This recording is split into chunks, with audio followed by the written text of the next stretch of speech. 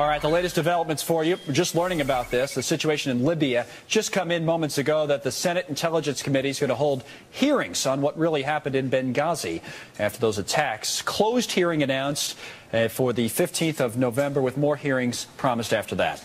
There's a little election that's going to happen before that takes place. Lou Dobbs is with us, host of Lou Dobbs Tonight. Ultimately, the American people will decide whether they think this is a big deal or not.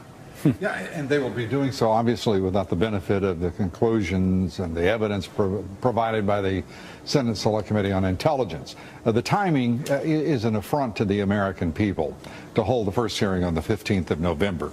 The American people have been sufficiently insulted, in my opinion, that now, more than 6 weeks after the attacks in Benghazi, we still have the contradictory statements of the White House, the entire national security apparatus, the Secretary of State, the United Nations ambassador, and frankly, I believe Charles Krauthammer has it exactly right. We have both said, and I concur with him, that we in the national media should be embarrassed by what our colleagues have failed to do, and that is to investigate. 4 Americans are dead, and we have yet to see the New York Times and the Washington Post step up and do any kind of serious reporting on this. And in fact, they leave out the stories.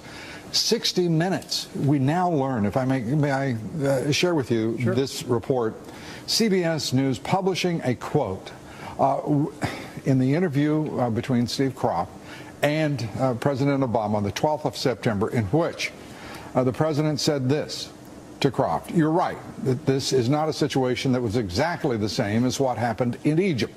And my suspicion is that there are folks involved in this who were looking to target Americans from the start."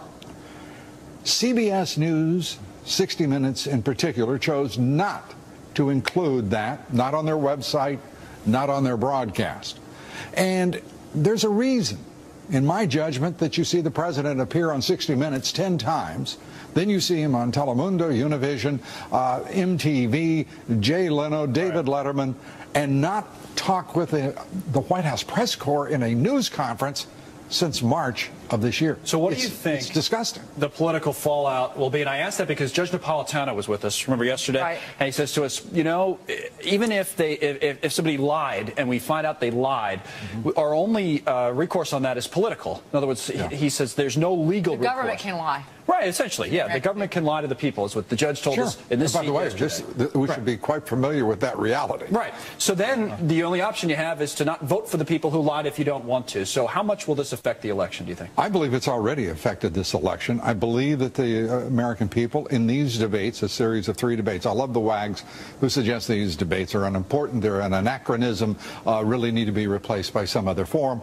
I believe that the American people have the opportunity to go by the national liberal media and actually see these candidates for who they really are, to also see something beyond the attack advertising.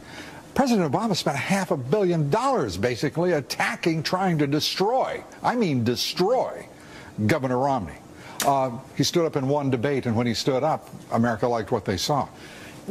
I think America's already made judgments about who is lying, about who they can trust, about who is being straight, and who deserves a lot of, well, I'll put it this way, condemnation for their conduct. Thank you, Lou. Lou Dobbs here and Lou Dobbs Tonight, every weeknight, 7 p.m. Do not miss the man.